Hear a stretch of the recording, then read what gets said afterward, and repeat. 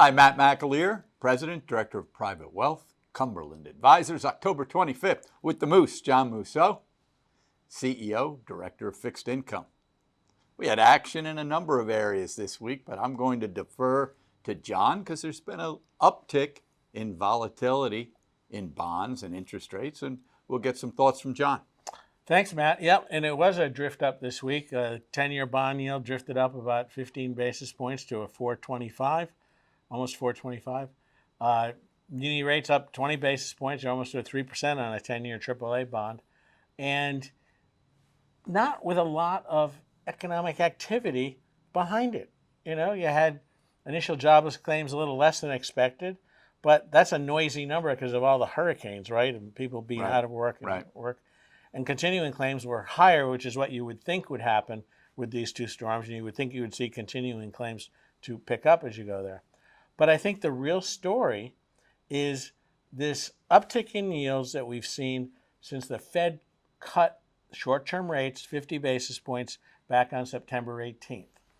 And when you see that, you say, what other time period has the Fed cut rates on the short end by 50 basis points and longer-term bonds have risen essentially by 55 basis points? And the answer is never. We don't have this happening before. So when you say this hasn't happened before, you start looking for why. And we've talked about it in different formats here. We think a lot of it has been driven by the political wins, where the election is a lot closer. Trump has come up in the polls. You can argue whether there might be a sweep of Congress and the White House and the Senate.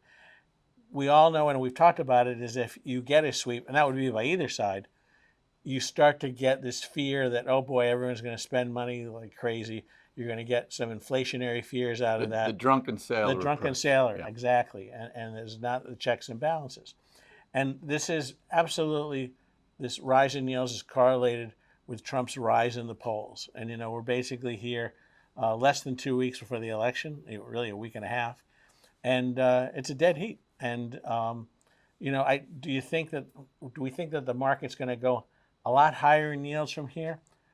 Probably not, because you've already taken it from the 365, 370 area up here. So it's almost like, you know, we always say, you know, buy on the rumor, sell on the news, right? That's it.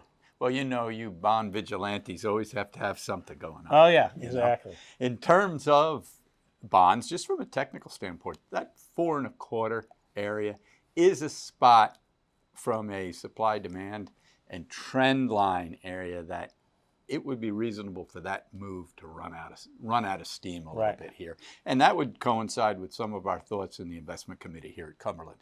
We've bracketed that 375 to 4.25, range, 430 as a range. And we've spoken before that range shouldn't have any negative impact, not neutral, not negative impact on equities. No, and particularly as if inflation stays, you know, well contained. Yeah. So that's an environment I think we can continue to look for entries, continue to be invested, stay invested. Remember, we're always looking to compound great ideas. Right. You know, whether we're either buying, selling, or not trading. Not trading is a decision. Right. The same as a buy or a sell is. Holding positions that are showing dominant trend, dominant cash flows, I'd like to hold them for 10 years, for 15 years. So we have a mixture within our portfolios, long-term, solid names and ETFs, along with some others that we trade around. I'll tell you what's becoming interesting to me, because people know we've been long industrials, and technology's done just fine, and financials in our US ETF have done just fine. That red-headed stepchild of oil servicing companies, not Exxon. Exxon actually at its current price is trading pretty well with a big dividend. Look at a ETF, John, such as XOP, and dig into its 40 or 45 names. And as you start digging into some of these smaller and mid-cap names, you're finding stocks trading on a forward PE of single digits. If prices on natural gas and oil stay in this range. Right. What that's telling me, though, because they're having so much trouble finding a bid, these Right. stocks, is that the risk in the markets is to the downside in oil, Right. which that would be tricky for the oil companies, but that would serve as a tailwind for the transports, which are trading very well Right. for the first time in ages. You know, so you start putting these multi-asset, multi-sector thoughts together.